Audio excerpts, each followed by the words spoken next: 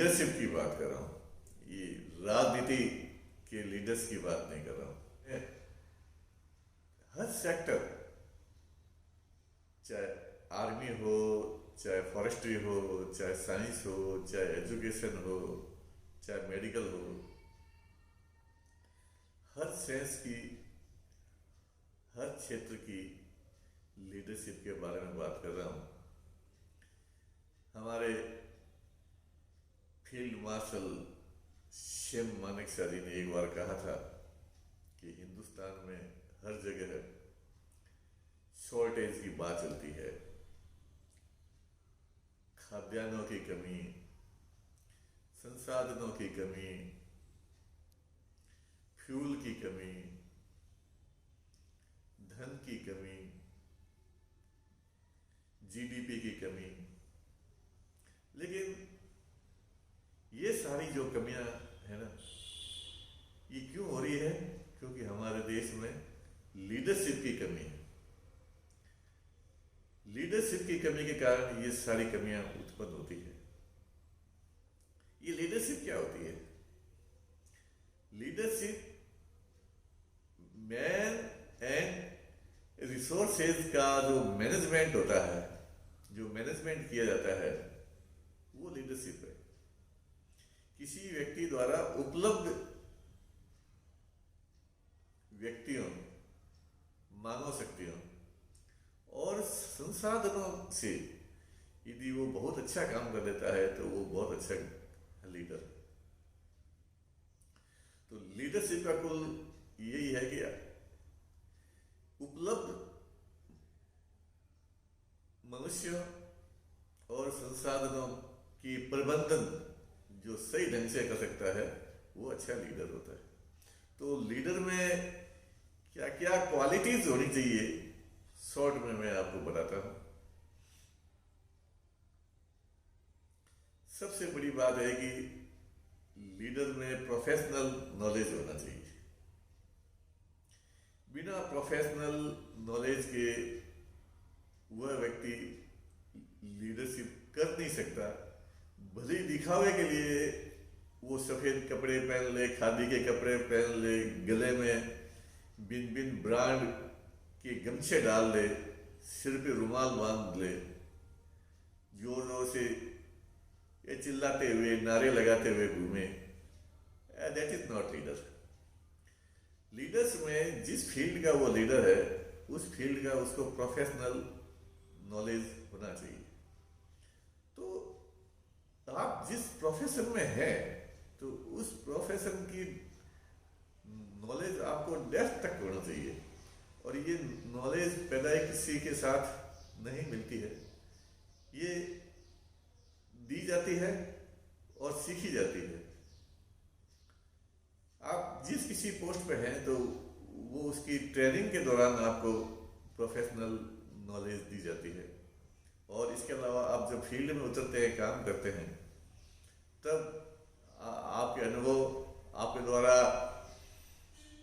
पढ़ी गई पुस्तकें, देखा गया ज्ञान, इसके आधार पर आपकी प्रोफेशनल नॉलेज बढ़ती है। तो लीडर में प्रोफेशनल नॉलेज होना चाहिए। अब इसके बाद लीडरशिप का जो दूसरा गुण है, ability to make up mind and take decision, निर्णय की क्षमता होनी चाहिए। लीडर में निर्णय लेने की क्षमता होनी चाहिए, क्योंकि दूसरा है निर्णय लेगा कौन? जो आपकी टीम है और उस टीम के आप लीडर है, तो हर परिस्थिति में आपको अपने माइंड का मेकअप करना पड़ेगा और उसके ऊपर डिसीजन लेना पड़ेगा। और उस डिसीजन की आपको जिम्मेदारी लेनी पड़ेगी कि उस डिसीजन का जो परिणाम निकलता है, रिजल्ट निकलता है, उसके होल एंड सोल रेस्पॉन्सिबल केवल आप हो, क्योंकि आपके द्वारा वह निर्णय लिया गया है। ऐसा नहीं कि यह निर्णय हमने लिया और उसका परिणाम यदि अच्छे नहीं हुए तो उसकी जिम्मेदारी अपने सबॉर्डिनेट्स या ऑफिसर्स या अन्य लोगों पर डाली जाए। क्योंकि डिसीजन आपने लिया है, आप इस टीम के लीडर हैं, इसलिए यदि इसके परिणाम भी यदि मनवांछित प्राप्त नहीं हुए तो उसकी होल एंड सोल रेस्पॉन्सिबिलिटी लेने की आदमी में करेज होना चाहिए। मेरे सेवा काल में एक बड़ा ही विचित्र प्रकरण हुआ था। मेरी पोस्टिंग सिरोही डिवीजन के आबू रोड रेंज में थी। तो मेरी पोस्टिंग से पहले से एक मैटर चल रहा था कि एक फॉरेस्ट लैंड के अंदर डैम बनाया जा रहा था, बांध बनाया जा रहा था। उस बांध का मुख्य पर्पज आबू रोड की जनता के लिए पीने के पानी की व्यवस्था करने का था। और चूंकि विधानसभा के चुनाव पास में थे, 6 महीने बाकी थे, इसलिए उसको एक आबू रोड की जनता के लिए एक चुनाव मुद्दा भी बनाया गया कि आबू रोड के लोगों के लिए पीने के पानी की व्यवस्था करने के लिए एक बांध का निर्माण किया जा रहा है। और उसकी राशि भी सैंक्शन हो गई और उसका काम शुरू हो गया। उसका इनॉग्रेशन नहीं हुआ था, लेकिन दूसरा काम शुरू हो गया था उस बांध का। मेरी पोस्टिंग हुई तब मेरे सामने पत्रावली आई जो इस बांध के निर्माण के संबंध में थी, और ये बांध फॉरेस्ट लैंड में था। तो आबू रोड रेंज से एक पत्र डिवीजन ऑफिस सिरोही गया कि साहब ये फॉरेस्ट लैंड में बांध का निर्माण किया जा रहा है जो कि फॉरेस्ट कंजर्वेशन एक्ट के खिलाफ है। इसके लिए सक्षम परमिशन लेनी जरूरी है भारत सरकार से, उसके बाद ही ये निर्माण किया जा सकता है। अब इस बांध निर्माण के लिए जो वहां के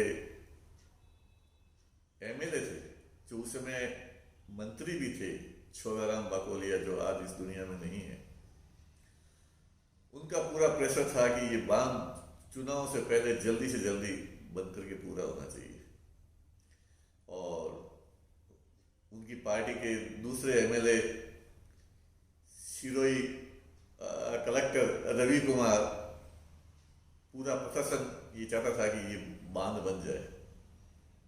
और जो हमारे डीएमओ साहब थे अर्जुन सिंह जी, वो बेहद ही बहुत ही यसमैन टाइप थे, स्ट्रिक्ट नहीं थे, उनकी रीढ़ की हड्डी इतनी मजबूत नहीं थी। तो वे केवल एक रेंजर को चिट्ठी लिख दी कि आप नियम अनुसार कार्रवाई करें, बस। वो उन्होंने केवल अपनी जिम्मेदारी इसमें झाड़ दी कि आप नियम अनुसार कार्रवाई करें। उन्होंने ये डिसीजन नहीं लिया कि इस बांध को कैसे रोका जाए, इस काम को कैसे रोका जाए, इस काम के लिए यदि ये बांध बनाना ही है तो भारत सरकार से सैंक्शन कैसे ली जाए, इस बाबत उन्होंने कोई कार्य नहीं किया। और केवल जब भी चिट्ठी आती रेंज ऑफिस से, और वो इसका जवाब देते कि आप नियम अनुसार कार्रवाई करें, और अपना पल्ला झाड़ने के लिए समय समय पर रेंज ऑफिस में रिमाइंडर भी भेज देते थे कि इस कार्यालय द्वारा दिए गए निर्देशों की आपने क्या पालना की। उस समय जो रेंजर थे मेरे से पहले, वो एक फॉरेस्टर से जो प्रमोशन हुए थे और इतने पढ़े लिखे नहीं थे, जानकार नहीं थे, तो वो जो भी डिवीजन का लेटर आता था उसको फाइल में डाल देते थे। और डीएम साहब खुश कि मैं चिट्ठी लिख रहा हूं तो मेरे जो जिम्मेदारी पूरी हो रही है। रेंजर साहब को वो समझ में आती नहीं थी, तो वो फाइलों में डालते रहते थे, और वो जो डीएम साहब के आगे जी हजूरी करते थे। यूं करके काम चल रहा था। जब मेरी पोस्टिंग हुई और मेरे सामने फाइल आई तो मैंने इसको देखा, ये तो बहुत सीरियस मैटर है। अच्छा, उस समय उस बांध का इनोवेशन करने का कार्य किया गया। अखबार में न्यूज छपी कि भैंसा सिंह बांध का, वो फॉरेस्ट ब्लॉक भैंसा सिंह था, फॉरेस्ट ब्लॉक का नाम भैंसा सिंह था। भैंसा सिंह बांध का निर्माण करने के लिए इस तारीख को इनोवेशन होगा। तो मैंने इनोवेशन से पहले डीएम साहब को चिट्ठी लिखी कि साहब ये जो इनोवेशन हो रहा है, इसमें जो भी लोग शामिल होंगे वो इस फॉरेस्ट कंजर्वेशन एक्ट की सेक्शन जो 2 है वो उसका उल्लंघन करने के लिए एबेटमेंट कर रहे हैं वो लोग, जिसमें जिला कलेक्टर भी थे, तहसीलदार भी थे, वहाँ का एमएलए भी थे। और उस चिट्ठी की कॉपी मैंने यहाँ जिला कलेक्टर को और तहसीलदार को भी भेजी, जो कि हमारे नियमों के अनुसार रेंजर उनको डायरेक्ट चिट्ठी नहीं भेज सकता है, लेकिन मेरी मैं मजबूरी थी इसलिए मैंने भेजी, ताकि ये इनॉग्रेशन नहीं हो और ये फॉरेस्ट कंजर्वेशन एक्ट के सेक्शन 2 का उल्लंघन नहीं हो। ज्यादा मेरा द्वारा दबाव डालने पर, बार बार जाकर के काम को रोका गया, ऐसा कहने पर उस दिन जिला कलेक्टर और तो नहीं आए, लेकिन छोगाराम जी बकोलिया आए, एमएलए आए, प्रधान आए, तहसीलदार आए और पुलिस का जाब्ता आया और उन्होंने बांध का उद्घाटन किया। तो उसकी न्यूज अखबार में छपी। अब उस कोई किया क्या जाए? डीएफओ कोई डिसीजन ले नहीं रहे थे। तो फिर मैंने, अच्छा मेरा तो स्टाफ था वो केवल मेरी तरफ ही देख रहा था, जो फॉरेस्टर वहाँ के जो इंचार्ज थे वो केवल मेरी तरफ ही देख रहे थे कि साहब मैं मर नहीं जाऊँ इस मामले में, क्योंकि ये मेरे चार्ज में जंगल है। फिर मैंने माइंड मेकअप किया कि इसमें कुछ करना चाहिए।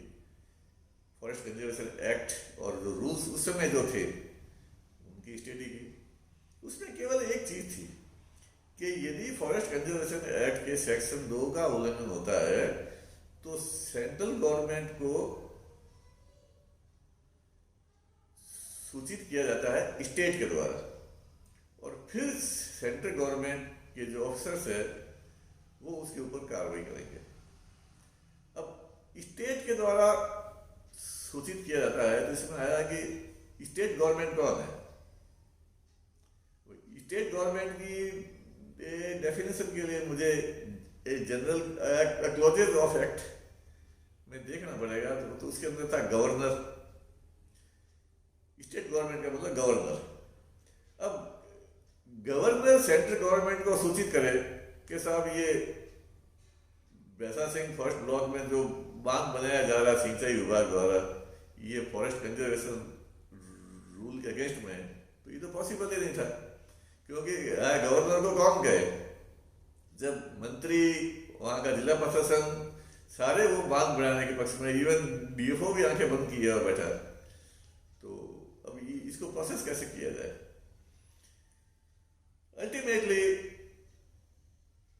मैंने आउट ऑफ वे जाकर के एक कंप्लेंट बनाई, और वो कंप्लेंट मैंने सीधी ministry of forest and environment New Delhi को भेजी कि सिरोही वन मंडल में जो बैसा सिंह ब्लॉक है उसमें सिंचाई विभाग द्वारा इस तरह से ये बांध बनाया जा रहा है फॉरेस्ट लैंड के अंदर, और उन्होंने किसी प्रकार की सक्षम सैंक्शन दे रखी है, और इस कार्य के लिए, अबेटमेंट के लिए ये दोषी है। मैंने साथ में अखबार की कटिंग लगाई कि ये लोग उपस्थित हुए इस काम की इनोग्रेशन में, और सिंचाई विभाग के जूनियर इंजीनियर जो साइट पर रहता है उसे लेकर के चीफ इंजीनियर तक के नाम बताए, लिखे, ये सारे दोषी है। उस कंप्लेंट की कॉपी मैंने जिला कलेक्टर को दी, जिसमें दोषी में उसका नाम भी लिखा था, मैंने एमएलए का नाम भी लिखा था, और एक कॉपी डीएफओ को दी। यूं करके मैंने ये एक डिसीजन लिया कि इसके अलावा और कोई रास्ता नहीं है। मेरे इस डिसीजन से हड़कंप मच गया। जिला कलेक्टर ने इमरजेंसी मीटिंग बुलाई, जिसके अंदर डीएफओ एसीएफ को भी बुलाया। मंत्री जी उस मीटिंग में उपस्थित हुए। उन्होंने हमारे डीएफओ को बहुत बुरा झाड़ा, डांट पिलाई, और मुझे तत्काल सस्पेंड करने के लिए उन्होंने कहा कि आप उस रेंजर को तत्काल सस्पेंड कीजिए। तो संडे के दिन डीएफओ साहब ने ऑफिस खोला और बाबू को बुलाया, एसीएफ को बुलाया कि रेंजर के सोनी को सस्पेंड किया जाए। लेकिन एक एसीएफ साहब लक्ष्मण लाल जी परमार थे, उनको काफी फॉरेस्ट के लॉ की जानकारी थी, तो उन्होंने कहा साहब कि के सोनी ने ऑफेंस किया जो आप उनको मतलब सस्पेंड कर रहे हो। उन्होंने तो एक जानकारी दी है कि एक फॉरेस्ट कंजर्वेशन एक्ट के अगेंस्ट एक काम हो रहा है और इस काम में ये लोग शामिल है, तो आप किस बेस पे सस्पेंड करेंगे उनको? तो अर्जुन सिंह को डीएफओ को समझ में आया, तो वो और एसीएफ संडे को ही जिला कलेक्टर के घर गए कि साहब इसमें रेंजर के खिलाफ कोई ऑफेंस बनता ही नहीं है, तो हम किस तरह से उनके खिलाफ कार्रवाई करें। तो कलेक्टर ने कहा ठीक है, उसको आप 16 सीसीएम को चार्जशीट दे दो। वो दोबारा आगे आपने डिवीजन ऑफिस खोला, बाबू को बोला, डिस्कस किया, तो एसीएफ साहब ने, परमार साहब ने कहा साहब चार्जशीट भी बनेगी, इसमें क्या आरोप लगाओगे आप उसके ऊपर कि वो उन्होंने फॉरेस्ट कंजर्वेशन एक्ट के तहत एक फॉरेस्ट ब्लॉक में जो अवैध निर्माण कार्य हो रहा है, जो स्टेट गवर्नमेंट द्वारा करवाया जा रहा है, उसको रोकने का कार्य किया, तो इसके लिए आप उसको चार्जशीट दोगे। उसकी समझ में आया, तो अल्टीमेटली वे चार्जशीट भी नहीं दे पाए। लेकिन जो हमारे कंजर्वेटर साहब एच.एन. मीणा साहब थे सर्कल उदयपुर में, वो उन्होंने मुझे जरूर लिखा, एक शो कॉज नोटिस भेजा कि आपने भारत सरकार के वन मंत्रालय से सीधा पत्राचार किया जो आपके आचरण नियमों के खिलाफ है। फिर उस शो कॉज नोटिस का मैंने उनको उत्तर दिया कि साहब आचरण नियमों में सीधा अभ्यावेदन देना मना है। आप किसी उच्च अधिकारी को जो आपके इमीडिएट अफसर से ऊपर के हो, उनको आप कोई रिप्रेजेंटेशन देते हो, तो उसके लिए आचरण नियमों में कंडक्ट रूल्स में मना है। लेकिन यदि किसी ऑफेंस की आप जानकारी दे रहे हो, इसकी ऑफेंस की सूचना दे रहे हो, तो वो आचरण नियमों में नहीं आता, क्योंकि एक ऑफेंस की सूचना रिप्रेजेंटेशन नहीं है, तो आपकी ड्यूटी है और आप दे रहे हो सक्षम ऑफिसर को। मैंने चूंकि इसमें सक्षम केवल भारत सरकार के मंत्रालय है और मैं स्टेट गवर्नमेंट का एक एम्प्लॉय हूँ, तो मैं on the behalf of state government मैंने ये भारत सरकार को सूचित किया। उसके बाद फॉरेस्ट कंजर्वेशन एक्ट के तहत रूल्स भी बन गए और उस रूल्स में प्रक्रिया भी आ गई कि भाई यदि कोई फॉरेस्ट कंजर्वेशन एक्ट का है उल्लंघन होता है तो किस प्रक्रिया के तहत इसकी परिवार पेश किया जाएगा। लेकिन ये जब मेरे साथ केस था, लेकिन जब मैं इस केस को डील करना शुरू किया, वो समय ये रूल्स बने भी नहीं थे। तो कहने का मतलब ये है कि आपको डिसीजन लेना पड़ेगा। एक गुड लीडर वो होता है जो डिसीजन ले और उसकी जो भी रेस्पॉन्सिबिलिटी हो वो खुद बियर करे। तो मैंने मेरे स्टाफ को बचाने के लिए और फॉरेस्ट लैंड को बचाने के लिए मैंने एफसीए के किसी ऑफेंस की सूचना वन मंत्रालय भारत सरकार को दी। फिर वो काम बंद हो गया अल्टीमेटली, और फिर उसके तहत भारत सरकार से स्वीकृति लेने के लिए स्टेट गवर्नमेंट ने प्रस्ताव बना के भेजे, जो करीबन 8-10 साल बाद में सैंक्शन हुए, और उसमें लाखों रुपए भारत सरकार के खाते में जमा कराने के लिए स्टेट गवर्नमेंट को लिखा। वो राशि एनपीए जमा हुई और उसके बाद में शायद वो काम शुरू हुआ। तो इस तरह से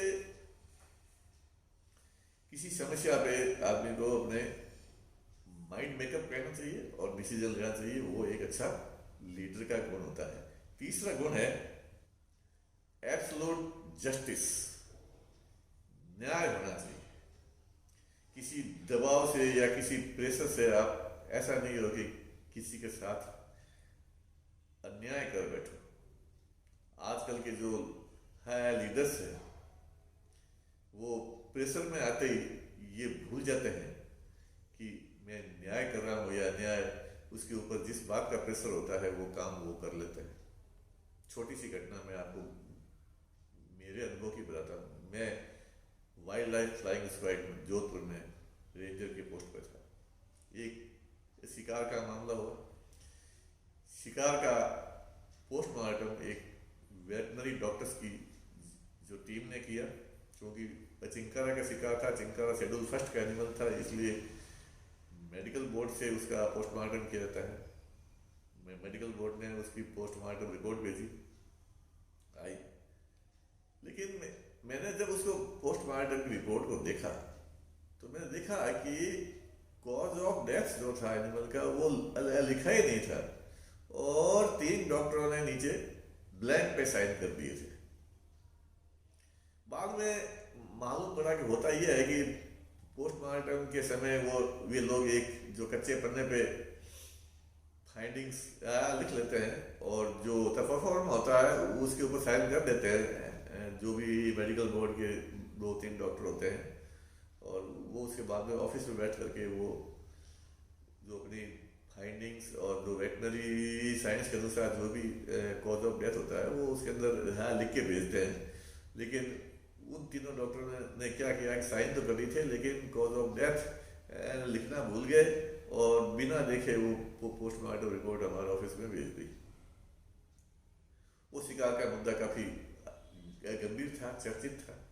तो मैंने अपनी ड्यूटी समझी कि भाई हमारे डीएम साहब को इस चीज़ की जानकारी में लाया जाए कि साहब ये बिना कॉज ऑफ डेथ लिखे हुए वेटनरी मेडिकल बोर्ड के 3 डॉक्टरों ने साइन कर दिए।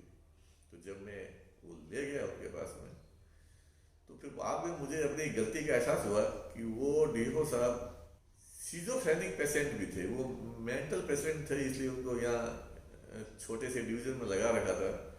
तो उन्होंने कहा कि इन डॉक्टर्स के खिलाफ मुझे लिख के दो, मैं इनको सस्पेंड करवाता हूँ, वो करवाता हूँ, मैं इनके हेड ऑफ डिपार्टमेंट को भेजता हूँ। मैं संद रह गया, अपने ऑफिस में आया, मैंने कहा इन डॉक्टर्स ने भूल से बिना कॉज ऑफ डेथ लिखे हुए ये पोस्टमार्टम रिपोर्ट भेज दी है, इनका ऐसा कोई इंटेंशन नहीं है, और एक कोई भी डॉक्टर ऐसा कर भी नहीं सकता है कि खाली परफॉर्म में भी साइन करके भेज दे। लेकिन इस सीजोफ्रेनिक डीएफओ की एक्शन से इन तीनों वेटनरी डॉक्टर का कैरियर खराब हो जाएगा। और तो फिर मैंने वो परवाह नहीं की डीएफओ के ऑर्डर की, और मैं वेटनरी डॉक्टर के पास में गया, मैं साहब ये कैसे छोड़ दिया आपने?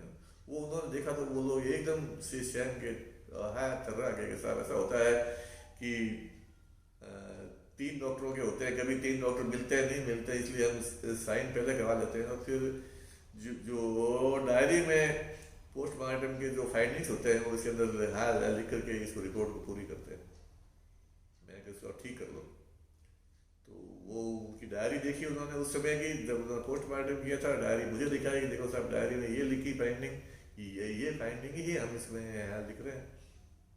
ठीक है, मैं उसको लिया। फिर 10-15 दिन बाद में मेरी ये सूचना डीएफ साहब को पहुंच गई कि साहब आपने तो उनको आदेश दिया था कि डॉक्टर्स के खिलाफ कंप्लेंट करने का, और उन्होंने तो डॉक्टर के पास जाकर के वो रिपोर्ट सही करवा दी। डीएफ साहब ने मुझे बुलाया, मेरे ऊपर चिल्लाए, वो उनका जो सीजोफ्रेनिक अटैक हो गया था, ये इतने आउट ऑफ कंट्रोल हो गए थे वो। लेकिन मैंने अपना पेशेंस रखा और वो केस चालान किया, क्योंकि ये गवर्नमेंट के हित में था। यदि बिना फाइंडिंग के 3 डॉक्टरों के साइन वाली रिपोर्ट से मैं उस शिकार के केस का न्यायालय में परिवार भी पेश नहीं कर सका था, और यदि परिवार पेश कर देता तो शिकारी छूट जाते, तो और उन वेटनरी डॉक्टर्स की कैरियर पे उसका असर पड़ता है। सही डिसीजन लिया और जस्टिस किया डॉक्टर्स के साथ, वेटनरी डॉक्टर के साथ में जस्टिस किया मैंने। चौथा जो लीडरशिप में गुण होता है वो होता है मॉरल और फिजिकल करेज।